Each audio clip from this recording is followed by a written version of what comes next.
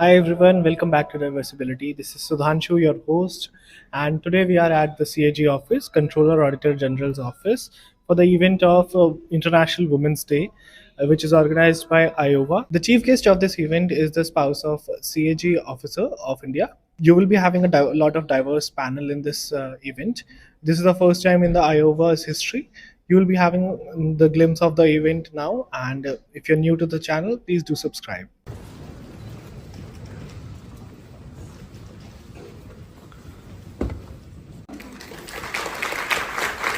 IAAOWA has planned a program with a difference.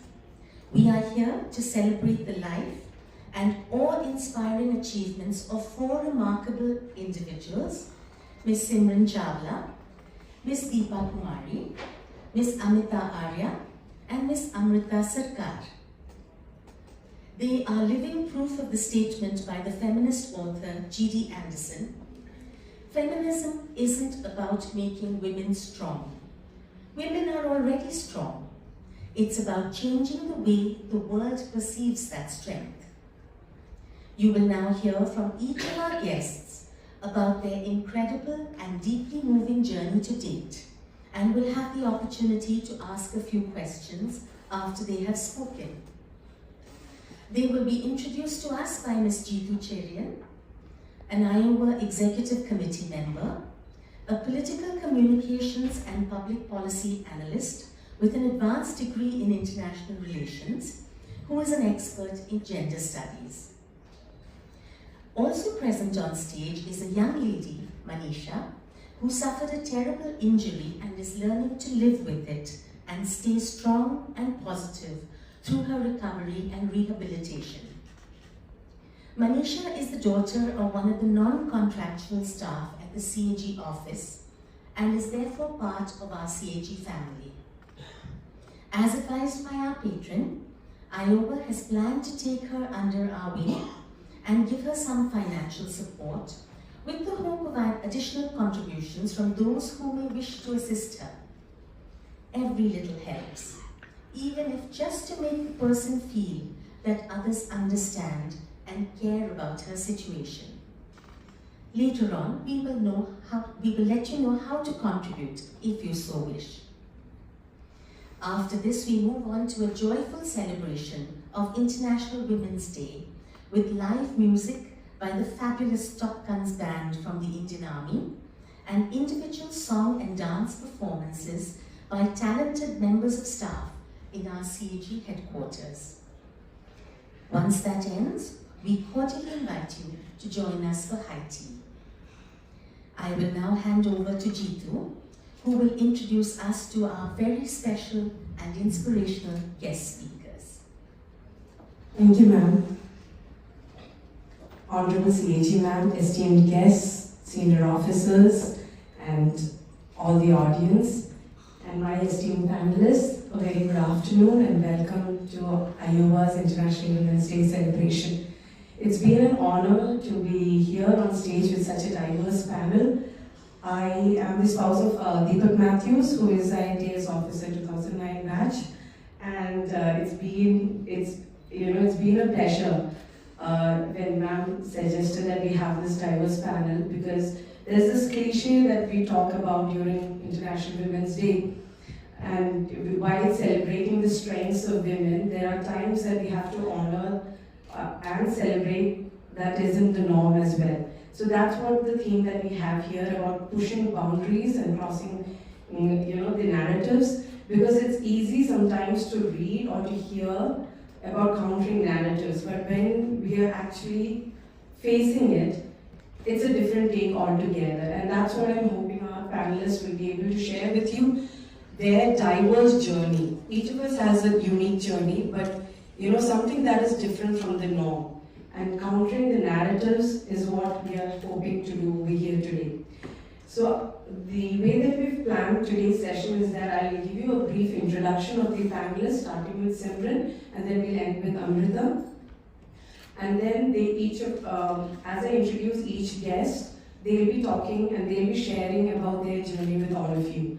We'll be taking questions towards once Amrita speaks, and there's a chance for each of you to interact with the panelists as well.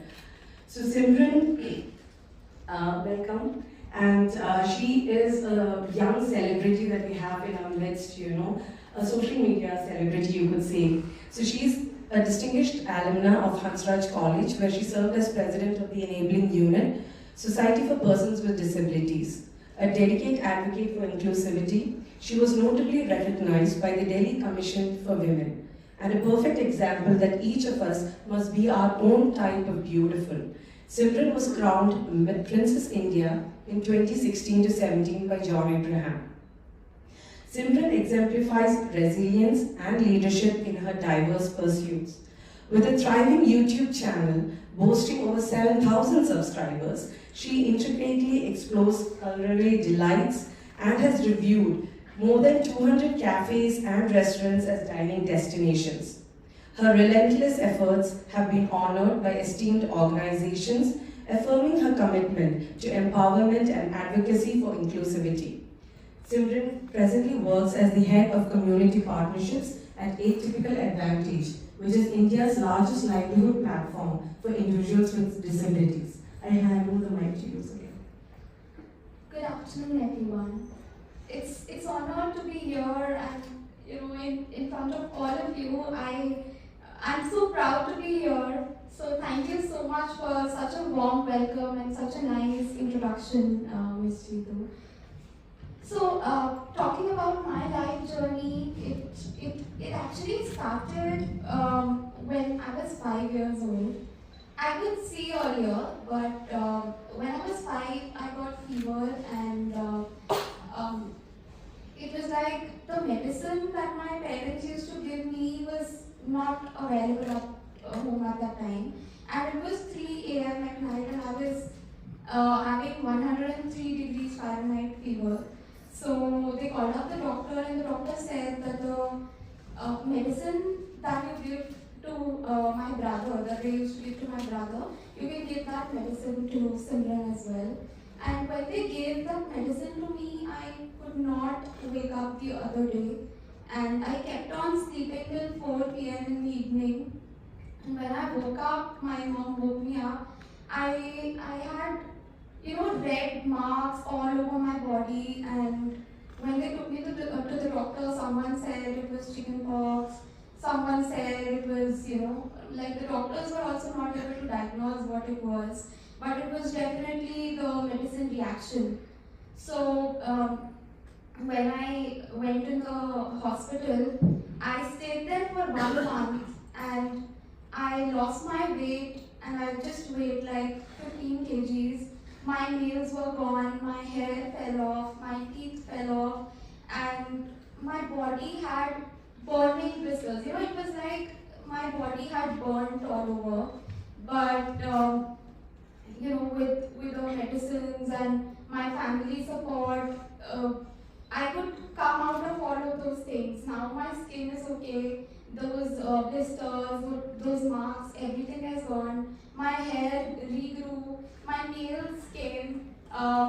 Teeth are also now okay, but that affected my eyes, and I lost my eyesight at that time. So a lot of surgeries happened. My parents took me to every doctor they could, and not just in Delhi but in all over India, and they even sent reports to abroad, US, everywhere.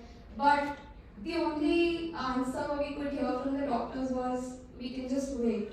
Because what happened to my eyes was, there was vision in the behind, but the structure was actually damaged because my eyes totally got dried up, and now even when I cry, my tears don't come.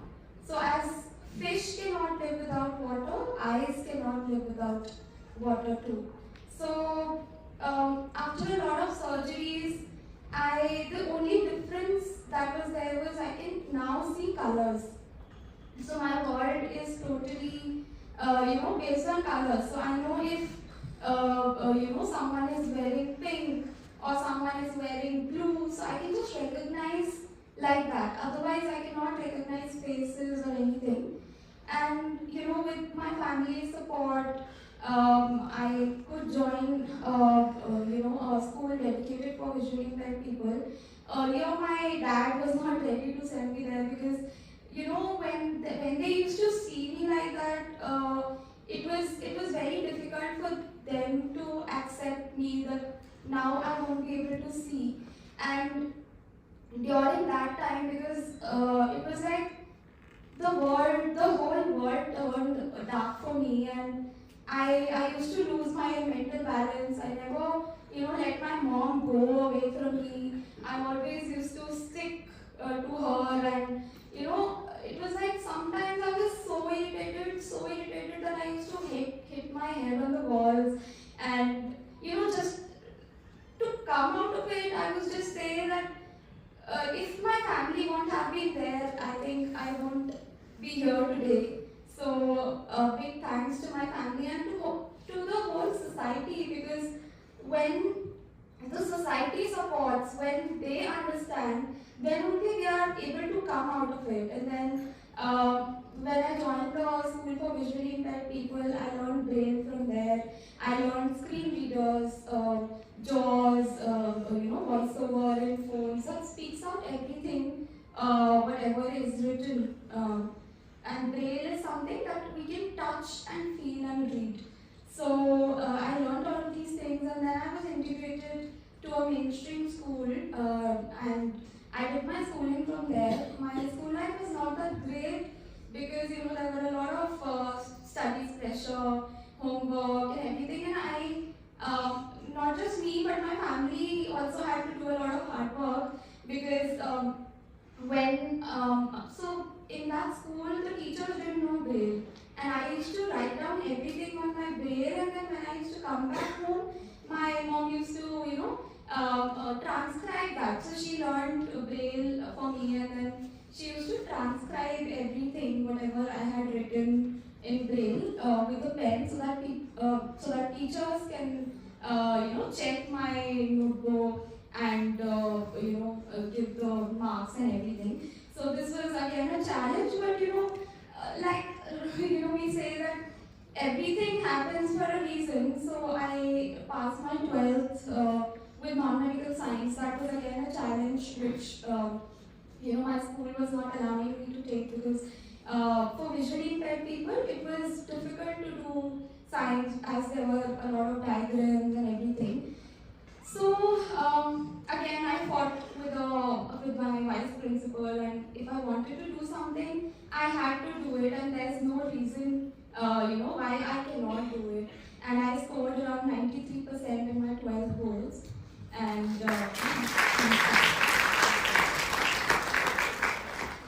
then came my college, and honestly speaking, by the time I came in college, I actually did not accept my disability till then.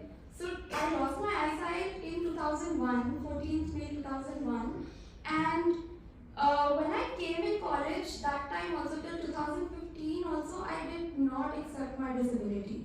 But until and unless we don't accept our disability, I think we cannot move on. I always used to hide my disability whenever I used to post any picture on Facebook or Instagram.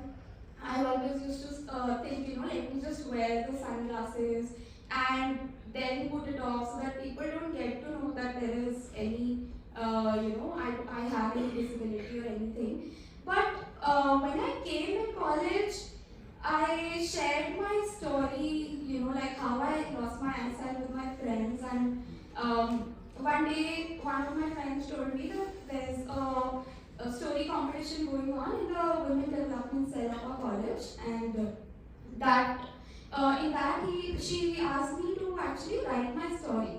And I was like, no, I cannot share my story with anyone. But she insisted a lot, and then I said, oh, okay, I'll just write it down. But if you're posting it anywhere, don't post it with my name. You can put it anonymous there, because I don't want my parents to read it, because they will then again go through the same pain that they have gone through 14, 15 years back. So she said, okay, but you write it down. So the topic was being a girl child, being a girl child, how you feel and how your family supported. So I wrote all of those things, and when it went on Facebook and I saw a lot of comments there, then I got confidence, okay, that when, I read a comment saying that I was going through a very bad day, but after reading your story, I feel so much motivated and I got a reason to move on. And when I read that comment, I was like, why wasn't I sharing my story till now? Why was I not accepting my disability? Because if you can inspire, if you can motivate even a one person, your purpose is solved. So then I just realized that, okay, now I can start sharing my stories. And then I participated in Princess India 2016-17. That was a beauty pageant for visually impaired girls. And as Jitu told that I was crowned as Princess India 2016-17 by John Abraham. So that moment again, that brings in a lot of confidence and a proud moment that if you have to do something, you can do it. I mean, there's nothing in the world that can stop you from doing what you want to. So,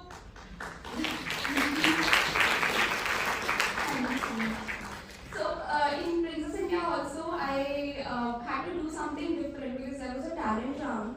So I decided to dance, and since I could not see from the very childhood, from my early childhood only, I didn't know how to, give expressions, how to do the steps, and a lot of choreographers even denied that we won't be able to teach you. How will we teach you? You cannot see. So that was again a demotivation. But again, I said that if you want to do something, then the whole universe, like there is a dialogue that अगर आप किसी चीज़ को पूरी शिद्दत से चाहो तो पूरी कायनात आपको उससे मिलवाने में लग जाती है.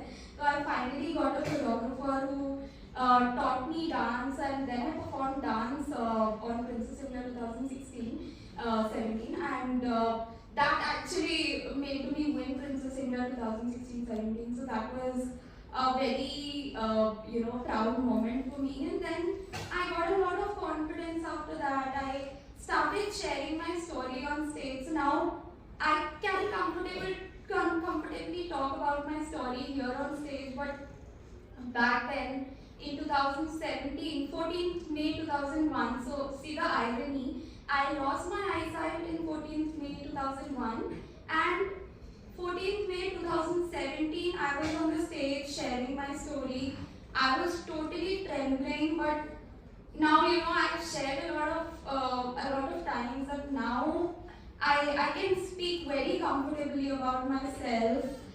So that was the thing, and during my life I try to do whatever I can, and whatever makes me happy. I just want to live my life to the fullest. It's like, so what if I cannot see? I can hear, I can speak, I can make use of my voice, I can touch, I can feel, I can do everything else. So it's just when you look back, when you look at all these incidents that happened in your life, and you look them as dots, and when you connect those dots, you see a very, very beautiful painting which is called life. So everything that happens. Thank you.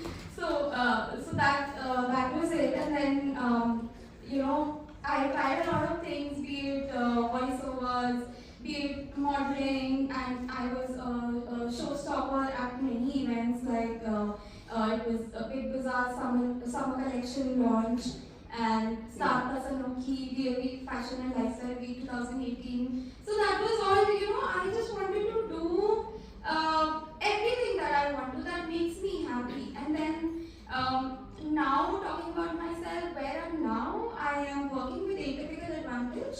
That is a platform dedicated to providing livelihood opportunities for people with disabilities. And we have actually 3 verticals. So be it inclusive hiring, where we place people with disabilities in corporates. Then we have performing vertical, where we have performers with disabilities who perform during shows and they earn while performing. So we have comedians, singers, dancers, motivational speakers, and a lot more. Then we have art vertical where we sell paintings of artists with disabilities. So people with autism, people with intellectual disability, they are so good at painting. So we try to sell their paintings through our platforms and they earn money through it. So the overall work that Atypical Advantage is doing is is on the generation of livelihood opportunities for people with disabilities, and I have community partnerships there. So that's it's like giving back to the society. When society has supported us a lot, then we should also do something to the society. And now, as Jitu told that I and one of my friends was here, so we both actually do YouTube blogs. Since you all know that I am visually impaired, and there are some limitations that I cannot edit videos, or I don't know how the video looks.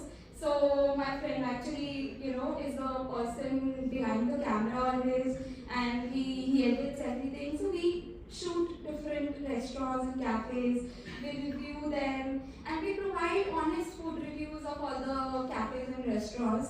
So that is also something that makes me happy a lot. And along with the work life, we should do something that makes us happy, and that actually that is our passion.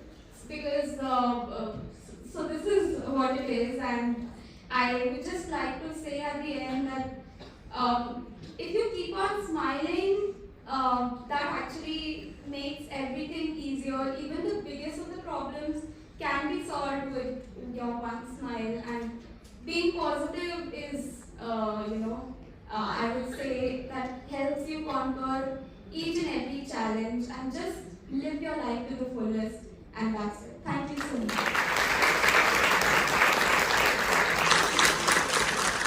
Thank you, Sindhu. I'm sure that you've some takeaways from that as well, apart from the inspiring journey that you shared. I'm sure that we have a lot of questions. We'll come to those later after everyone gets a chance to speak. Our next panelist is Ms. Deepa Kumari. She is from Bihar and she was attacked by her neighbor with acid and due to some ongoing dispute between the families. And she was just a 16-year-old when the acid attack happened. She had to stop her studies and she's been braving her life from there. She is now undergone, she's living in Delhi, she's a caregiver with an organization that works for acid attack survivors, and she's also doing her education with them. She's undergone 6 surgeries as well as 16 plastic surgeries till now. And she'll be sharing her story in Hindi, and I would request if any of you have any questions as well to direct to her, later on let it be in Hindi as well. Deepa? Thank you.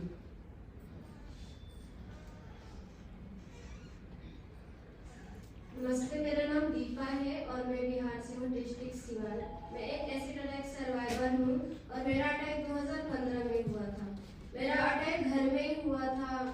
Reason ये थी कि पड़ोसी में लड़ाई हुई थी और मैंने बता दिया था कि उसमें तुम्हारा भी बेटा है। इसके वजह से उसने अपने बेटे से मेरे ऊपर एसिड फेंकवा दिया और उस टाइम मैं पढ़ाई कर रही थी। मुझे पता नहीं कि मतलब मैं क्या कर रही थी उस टाइम। मैं पढ़ाई कर रही थी उस टाइम और मतलब दोपहर के ये करीब 12 बज रहे थे। ऐसे मतलब मैं निकली आइसक्रीम खाने के लिए और जैसे अचानक मैं घर में गई और मेरे ऊपर एसिड फेंक दिया और एसिड फेंक के मेरे को मतलब दरवाजे में लॉक कर दिए अंदर से। मैं चीखती रही, चिल्लाती रही, किसी ने मतलब कुंडी नहीं खोल रहा था और मैं मतलब समझ में नहीं आ रहा था कि मेरे साथ हो क्या रहा है। मैं मतलब अचानक से मेरे ऊपर एक गिलास पानी का बोतल लेके मेरे ऊपर फेंक दिया और मैं इतनी चीख रही हूँ, चिल्ला रही हूँ। मतलब कुछ भी उस टाइम मेरी आँख भी एकदम अचानक से बंद हो गए थे। जब मेरे बड़े पापा के लड़के ने मेरी आवाज़ सुनी कि इतनी चीख क्यों रही है बंद रूम में, तो उन्होंने कुंडी खोला। उस टाइम मेरे घर में कोई नहीं था, ना तो भैया थे मेरे और ना ही मम्मी थी, कोई नहीं था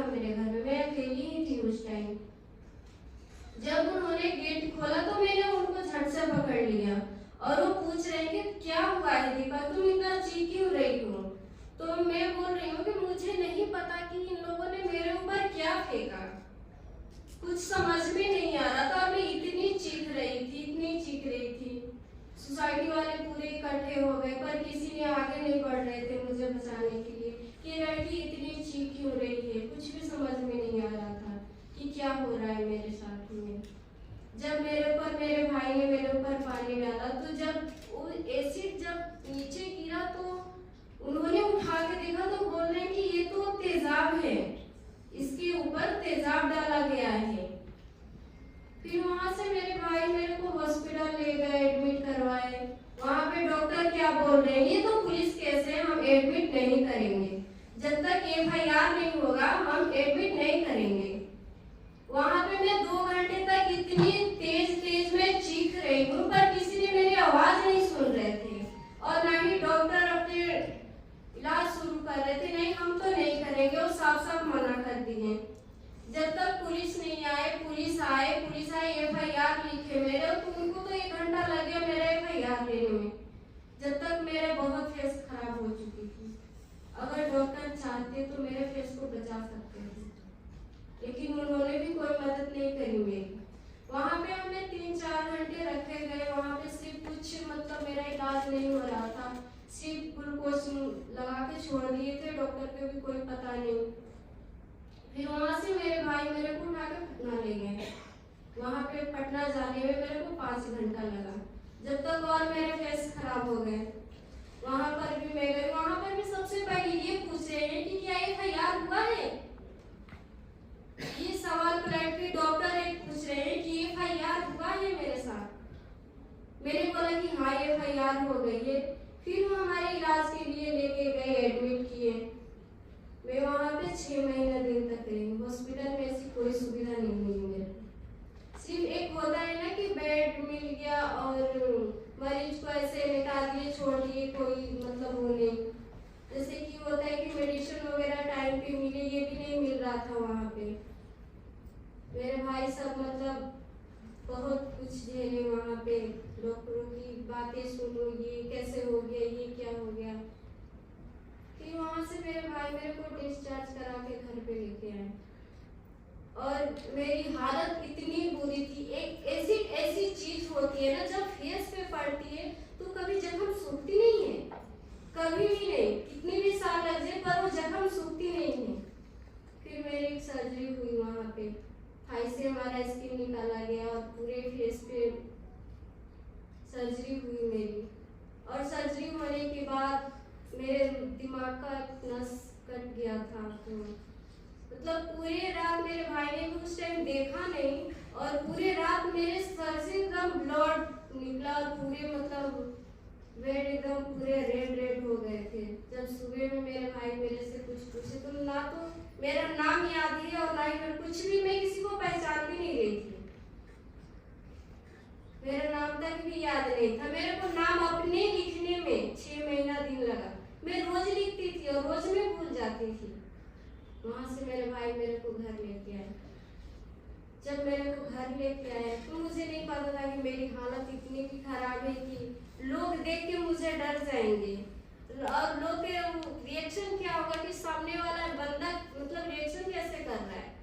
जब मैं घर आई तो सोसाइटी वाले के रिएक्शन ये था कि तो मर जाती तो ठीक रहता। हमें कुछ भी समझ में नहीं आ रहा था उस टाइम। मैं बोली कि मेरे साथ में हुआ क्या, इतनी भी मतलब मैं बड़ी गलती नहीं करती हूँ कि मैं मर जाऊं। कुछ भी बोल देते हैं सोसाइटी वाले। मतलब एक होता है ना कि लड़की एक बार अगर गिर गई ना तो उसको बार बार ठोकर लगती है, और एक लड़की को खुद से अगर ठोकर लग रही है तो उसको खुद से उठना पड़ता है। सोसाइटी वाले को तो अलग सुनने को मिला बहुत, मतलब इतने सारे ताने कि मैंने सुसाइड करने की भी बहुत बार कोशिश करी कि मैंने क्या किया है कि मतलब सोसाइटी वाले ऐसे मेरे को बोल रहे हैं। और मैं किसी के सामने भी नहीं जा रही थी। मैं अपने फेस को, जब मैंने अपने फेस को देखा 1.5 साल बाद, मेरे घर में कलर हो रही थी, जो ड्रेसिंग होती है शीशा के पास में, मैंने ऐसे पर्दे को अचानक से खींचा और खींच के जब मैं देखी तो मैं खुद डर गई कि मेरे फेस को क्या हुआ है। मुझे कुछ भी समझ में नहीं आ रहा था उस टाइम। फिर मेरे भाई, मतलब मैं अपनी माँ को तो उतना नहीं जानती, फिर मैं अपने भाई को उंगली पकड़ के चलना सीखा था। फिर मेरे भाई बोलते तेरे को तो कुछ भी नहीं हुआ है, कुछ भी नहीं हो, कहाँ फेस खराबी नहीं हुआ है। मैं बोली, मैं इतनी रोती थी ना, मतलब जब मैं अपने फेस देखी, मैं किसी के सामने भी नहीं जाती थी, बंद रूम में रहती थी। कुछ भी उस टाइम समझ में नहीं आ रहा था, सिर्फ यही समझ में आता कि हाँ हम मर जाए, हम कुछ कर ले अपने आप को, हम कैसे जाएंगे समाज के सामने या सोसाइटी वाले, कैसे सामना करेंगे पब्लिक के सामने। हमारा पढ़ाई छूट गया, हम अपने नाम भूल गए, हमें पता नहीं कि हम कौन हैं, हमें कुछ भी समझ में उस टाइम नहीं आ रहा था। उसके बाद से ये होता है कि जब हम FIR करवाए थे तो हम जब तक ठीक भी नहीं हुए थे, उसके बाद से जज का उधर से एप्लीकेशन आने लगा कि लड़की को बुलवाइए, लड़की को बुलवाइए, लड़की को गवाही होनी। और हम वहाँ पर भी जाते तो हमारा कुछ नहीं होता है, कोर्ट में भी कुछ नहीं होता है, एसिड अटैक के लिए कुछ भी नहीं होता है। हम केस लड़ते रहे, कुछ नहीं, उन लोगों की 3 महीने में बेल भी हुआ, जज ऐसे ही छोड़ देते हैं उन लोगों को। हमें समझ, उस दिन जिस दिन वो लोग छूट के आए, हम एकदम पागल से हो गए सुन के कि मेरे साथ इतना बड़ा हादसा हुआ है और ये लोग 3 महीने में भी छूट गए। एक पुलिस वाला ये बोलता है कि तुम्हारे साथ तो कुछ भी नहीं है, तुम क्यों बताई, तुमने क्यों बताई, तुम एक लड़की हो, तुम तो सर पे दुपट्टा रख के चल सकते हो, तुम किसी के बारे में कुछ बोल नहीं सकती हो। ऐसे एक डॉक्टर बोलता है, पुलिस वाला बोलता है। और बिहार में तो ऐसा कुछ भी नहीं होता है कि किसी को सजा मिले, कभी नहीं मिलता है। क्राइम लोग करते और 3 महीने में छूट जाते हैं, पैसा फेंको और छूट जाएगा वो। ना तो जज देखते हैं कि हाँ इस लड़की के साथ में क्या हुआ है, सिर्फ वो पेन उठाएंगे और अगला डेट दे देंगे, पेन उठाएंगे, लिखेंगे और अगला डेट दे देंगे। ऐसे हम कोर्ट के चक्कर काटते रहते हैं और फिर हमारे केस में कुछ हुआ भी नहीं।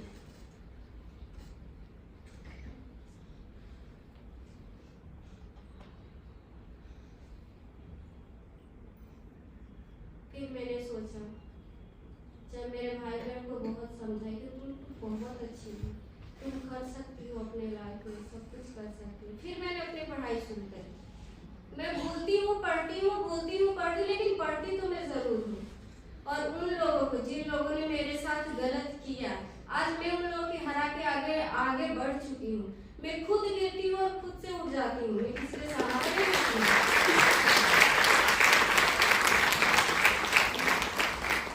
और मैं एक NGO में रहती हूँ, मेरा NGO के नाम है ब्रेव सोल्स फाउंडेशन, शाहीन वाली के नाम से चलता है। और मैं वहाँ पे आई, मेरी एक सर्जरी, उस टाइम तो मेरा फेस इतना खराब था कि आप लोग देख भी नहीं पाएंगे कि कितना मेरा फेस खराब था।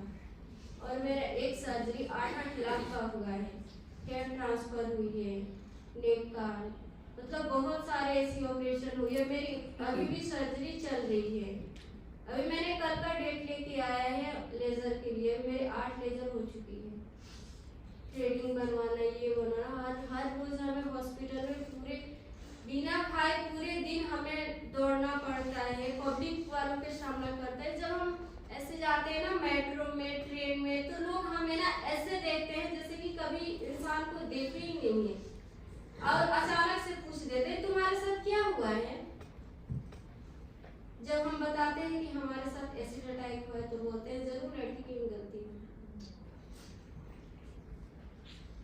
ये लड़की की ही गलती होगी, जब भी तो इसके साथ ऐसे हुआ है। क्या हर बार लड़की की गलती होती है? जो किया है उसकी गलती नहीं है। आज मैं जब अपने घर जाती हूँ तो जिन लोगों ने मेरे पे किया देख एकदम चौंक जाते हैं, अरे दीपा तुम तो ठीक हो गई, तुम्हें क्या चाहते हो मैं ठीक ना हूँ। मैंने जब हम लोग ऑपरेशन कराते हैं ना, फिर से वही दर्द, जब हम सुबह सो के उठते हैं, जब हम शीशे के पास जाते हैं तो वहाँ पे फिर से हमें वही दिन याद आती है कि हमारे साथ में क्या हुआ था। कभी हम सुंदर लोगों को देखते हैं ना तो हमें ये भी लगता है कि काश मैं भी सुंदर होती, लेकिन अब नहीं। मेरे को लगता है कि मैं पहले से भी ज्यादा अब खूबसूरत हूँ।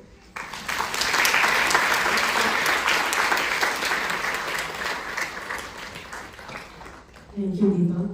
She is this perfect example that, during conflicts, even if it starts at the domestic level to the international level, how we as women are the victims always, or we are the first target, even in a war zone, even at a, between a domestic dispute, people turn to us as the source of revenge, as the source of, to pay back. And these stories are inspiring, and they are, there was this pregnant pause that everything started setting in, I think, with all of us. We have to admire the steps or the journey that she has taken, each of them has taken. And it has to, it's sinking in, I guess. I now turn to Amita. Amita, we've chatted a bit, so thank you so much for coming on stage. She is an engineer by education, but she is a role model for many. After a long stint with the telecommunications sector, she switched to the development sector in 2014 with the Kaivalya Education Foundation. She has a second master's in women-centered practice from the Tata Institute of Social Sciences in Mumbai, and her work encompasses research and capacity building of professionals in public education and public health systems. Amita faced assault, domestic abuse, and through it all has raised 2 kids alone. But she has turned her trauma into strength as she works in building agency and capacity of adolescent girls and young women in both rural and urban settings. Presently, she's working as a consultant for feminist approach to technology, which is a girl-led organization. She is an example of, fighting the system just as Deepa, where the system kind of failed her. She's another example of where she's turned to actually drive change within the system. I hand over to you. Thank you, Jitu, for this wonderful introduction. Okay, listening to those 2 stories really has invigorated me. And okay, let me start with something present. So, my childhood. I just like to paint a picture of my childhood. I grew up in a very quaint campus in National Institute of Rural Development, Hyderabad. It's a beautiful campus, and I remember climbing trees, those rocky mountains, collecting insects in these matchboxes. It was quite fun, I would say, in my childhood there. Or even we used to play cricket and break each other's nose with those cock balls, which were cricket balls. I was actually quite spoiled and pampered by my father, by the love and attention I got from my father. My father then was transferred to Nagaland, where we spent the next 4 years. Up until we moved to Bareilly, which was in when I was in class 10th. Still then, I would say I never encountered neither caste nor gender in the way North India, I would say, made me see the worst of it. Even like the passerbys in sabzi mandis, molesting you, touching your breast. These are things which were quite, for the first time I experienced when I was in Bareilly. I studied in a convent school there. And there, I think my classmates, it was the first day where my classmates minded me that I don't have a place there because I'm from a lower caste and I smell bad. That was, I think, something which really shook me and made me understand the harsh reality which we live in. What if you see this? I think just a few months later we had a pre-boards which I taught, and immediately the attitude of my classmates changed. So such a hypocritical society we live in. Post my 12th from Bareilly, I was, my father, because he was one of the first learners from his family, he belonged to an agricultural family, and he had full responsibilities of the extended family. Because of which we were, though he was in a good service, we did not have the luxury of getting whatever we wanted. So without any coaching or anything, I got to Roorkee at that time, and MNR, which was for the UP, and I was classmates with Anita Jory. Yes, so that's what I would say is, yes, college, one thing which the college did was, yes, it gave us a platform at par with everybody else. But I remember I was racked there for not being able to afford sports shoes.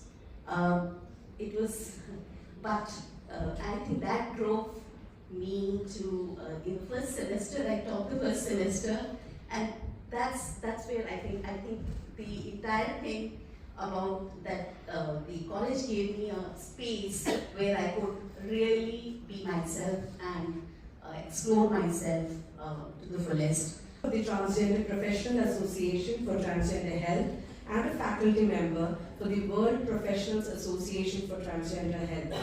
As a trained medical counselor, she is also a part of the Transgender Persons Technical Working Group formed by the National AIDS Control Organization.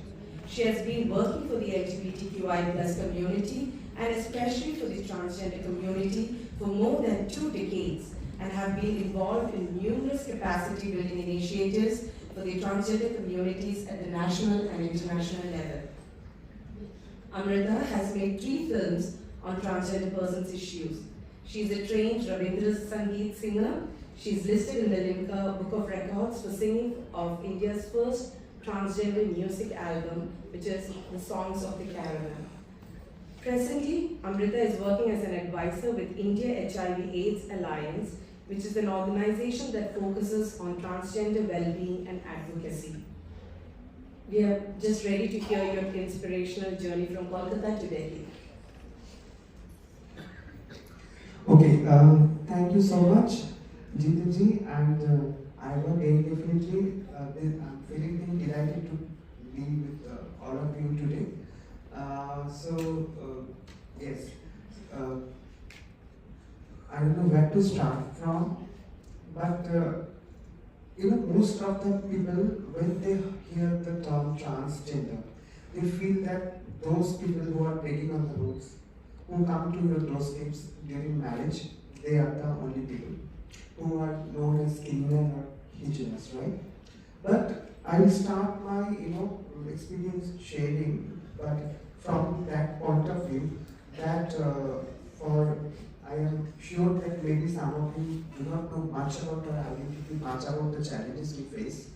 So transgender is an umbrella term, and hijra or beginner is just a socio-cultural identity. So not necessarily all the trans person is a hijra identified person. And the transgender person can be female assigned at birth too. So I was male assigned at birth, and I did my medical and legal transition in 2014 when I came to Delhi. But it was a long journey. I was born and brought up in a Bengali middle class family in Kolkata. And that point of time, it was very difficult to get any information about people like us. So when I grew up in a boys' school, you can well imagine how difficult it could be. Every day I had to get afraid that today I'm going to again bullied again. Every day there was some verbal assault, every day there was some physical assault, sometimes by the teachers as well. So it was very difficult. And the inspiration actually came from me, from my own community only. In the in Kolkata, sometimes I used to see those Indian people or the hijra-identified people, when they were walking through the streets, people are throwing them bad words like chapka, hijrah and all those things. It's quite common even today. So I was thinking maybe I'm part of them. That's why everyone, do not like me, and because of my feminine attitude, my relatives, my neighbors, they, throw bad words to me. So I was thinking that I have to complete my study by any cost. Maybe they are not educated enough, they cannot express themselves. That's why they are here today. So I have to complete my education so that I can do at least for myself and for them as well. So that dedication, that determination actually helped me to come to from school level to post-graduation level, and later I got awarded honorary doctorate as well for my work. So it's a long journey. So in Kolkata, I can well remember when my mother came to know that I used to wear her dresses, sari and all when she was out. She was a school teacher. So they were very angry and upset, my parents, because I am their only child actually. And they got, threatened sometimes from neighbors, from relatives that you have to change your kid, why don't you take him to the doctor? So everyone has an idea or assumption, this is something not normal, this is something very, very much abnormal. And people like him, kid like them should have treatment. There should be a conversion. At present India, conversion is banned, but at that point of time, during 70s and 80s, it was absolutely there. And there was hardly such organization working for the LGBT community in Kolkata. People did have very kind of, wrong or very poor information about people like us. So it was very, very much difficult, but somehow, even in spite of all this bad experiences, traumatic experiences, there are so many. I can give you one example. In front of Durga Puja pandal, if you have been in Kolkata, you have seen that so many people come to see. It's a long queue. It was around 12 a.m. in the midnight. And we are shouting for help, help, help. No one came. No one came to rescue us. Then we saw a Puja association where there's an organizing committee or something. So we rushed there actually. And there was one person, and he also came to that group and told that why you are doing that, and he started laughing. So he also belonged to the same group, and they told that please open the club room and we will take all three of them there and we will have fun throughout the night. We can well imagine how difficult it could be. I was crying that, oh my God, what is going to happen? How can I reach out to my parents? At that point of time, there was no mobile phone. So I'm talking about, last 2000, but I didn't have mobile phone at that point of time. So I was thinking that definitely today is the last day of my life. And they started to plan that how they will make it happen, and we took the advantage and we ran away very fast from that park with our dresses torn and everything. And when we came back to our own place, it was very, very difficult to convince our parents what happened. If we talk about marriage equality, if we talk about adoption rights, if we talk about inheritance rights, there are still some gray areas. So these are the challenges we have been constantly facing actually. So whenever I get opportunity, I take the advantage to go to school, to go to college, to go to corporates, to talk about that. And I can well imagine that I was invited by a very renowned school in Delhi, and there were 400 students, and they were so many, and they were interested to know about us. The problem is we have wrong information, we have no information. That's why we don't know who are these people. Are they aliens? But we are not aliens, we are just like you.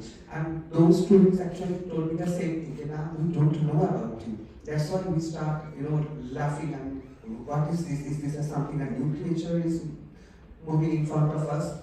Then I confused that now I am talking to you, I'm in front of you, you know about me, so there are so many umbrellas there. So if tomorrow you will have any umbrella in your school, promise me that you are not going to bullying me, brother, you have to stand beside them. So then I got the opportunity to, if I go back to Kolkata in 2000, I started my career. I worked in several organizations because after my graduation in 1995, I was not very much sure what I have to do with my career, with my study and all. People were not happy with me. Then I got admitted in the software engineering course. Sometime I got medical representative job, so I was like, it was a haywire thing, but I was not happy from within. Then in the year of 2000, I got the opportunity to come to an NGO. They were working for LGBTI community, and they sent me to have a training on HIV/AIDS and sexual health and LGBT, and that was for 2 weeks now. Then I realized that I am not the only person in the whole world. There are so many people, there are so many people, and they are facing the same challenges like me. Then I thought that no, this is the area I have to be, so I have to work for my community. I have to not only work for my community, but other people as well. So there's a long journey actually. I worked in different organizations from admin assistant level to program manager level. Now I'm working as an advisor. And also there are so many instances. If I want to give you the time, will go on and on. But I can still give one example. If minimum support can give even a rural transgender person can achieve a lot. I was working in Odisha for a long time, from 2005 to 2010, and there was a rural organization, and I was helping them, to grow up, and they were working for the transgender people only. And there's a local transgender woman, and she was bullied, verbally abused most of the time and all. And suddenly, when I visited them, they actually, made me shocked. They told me that we know about HIV/AIDS, we know condom, prevents HIV/AIDS and all. But can you give me food? Can you give me education? Can you give me acceptance? I have no answer. So then I started to think from a different way. We got in touch with a foreign donor agency and found, fortunately we got the grant and we started a very small project, but had to support their non-formal education process, small income generation program, and all these things. So that actually helped them to become self-dependent. And the surrounding people, the villagers, they also got to know, oh God, that means they have started something meaningful now.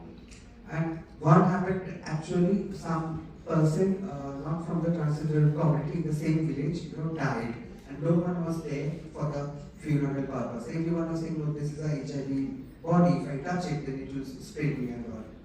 And but that transgender leader came forward. She actually, did everything. And another incident happened when there was some water scarcity in the village. That transgender woman went to nearest municipal corporation and solved the problem.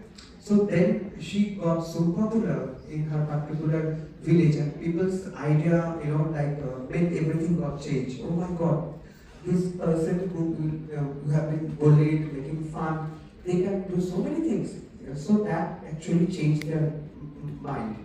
So this is the thing actually, and Jituji was also, have some questions that you were asking me what I have to do. Even I have to feel sometimes I'm not happy with my life, sometimes frustrated. Yes, in Kolkata, I had my parents, I had my neighbors, but I was so upset with some of my relatives. One of my relatives, my uncle, doesn't talk to me because I am a transgender identified person.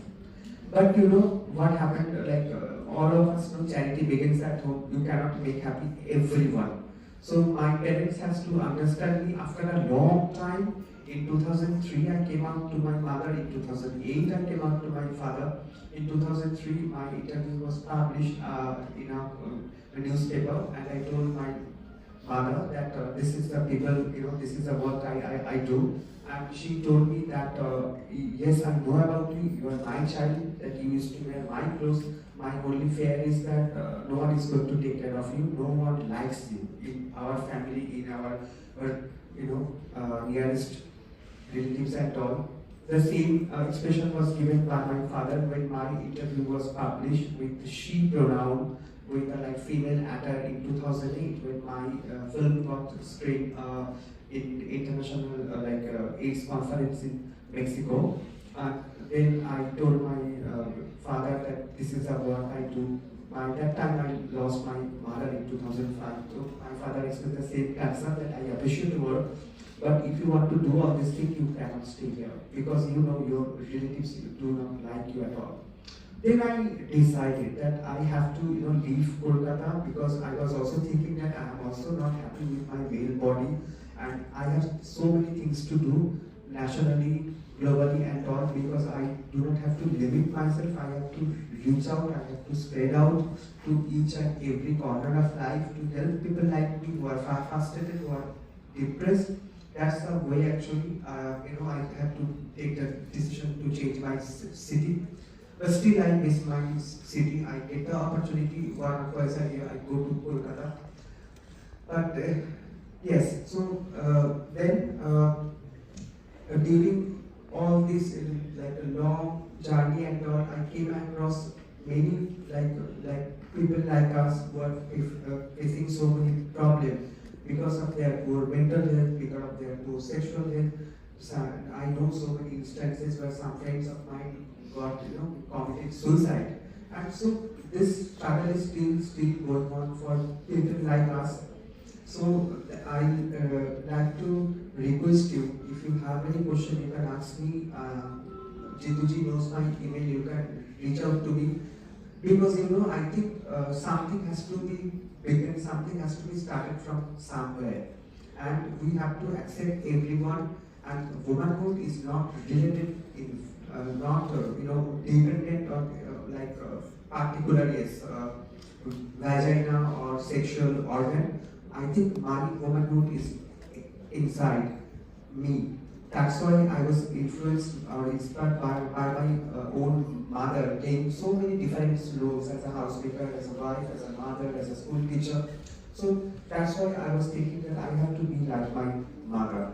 Maybe because of that I'm here in front of you today.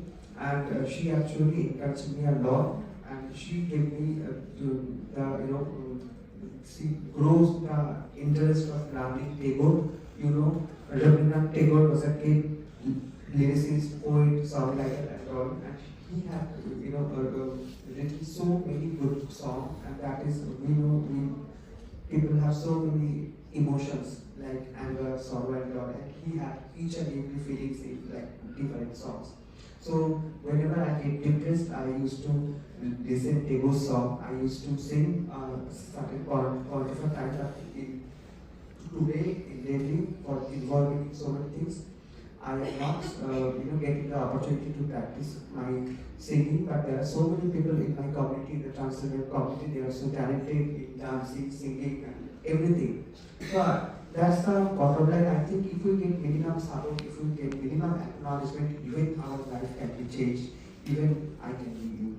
Respected CAG man, President IAAOWA, guest speakers on the dais, members of IAAOWA, officers of CAG office, and our esteemed guests. We are celebrating the International Women's Day today, and if you think, originally God created equal jodis for all creatures. Somehow later along the way, the human jodi became unequal. Centuries have passed, and we are still trying to restore the balance in the human jodi. Our grandmothers were denied the education they wanted. Our mothers were denied the careers they desired. However, today, our daughters can aspire for anything they want. And perhaps 20 years down the line, our granddaughters will be flying to the moon. With every passing generation, glass ceilings are being broken. And to begin with, because this is the vote of thanks, I would like to thank all the great souls who have dared to change for the better and have inspired others to do so. Our patron, Dr. Smita Murmu, is one such great soul. Marginalized communities need our focus support, she said to us in a meeting one day. and then with great conviction and clarity of thought, conceptualized this landmark event down to the very fine details. A big hand for ma'am. And on that note, I would like to convey our heartfelt thanks to her. Ma'am has wide experience in the social welfare sector, and under her visionary guidance, we are celebrating the International Women's Day 2024 in such a path-breaking manner. Such a diverse and an inclusive panel as we have seen today is a first in IAAOWA history and will serve as a benchmark for years to come. A big thanks to our President, Srimati Susan Vishwanathan. It is because of her dedication, energy and involvement that this event has panned out so successfully. Big thanks to the IAAOWA EC members and officers and officials of the welfare unit for their dedication and hard work in organizing this event. Jeetu deserves special thanks for moderating this session so smoothly and so effectively. Thanks.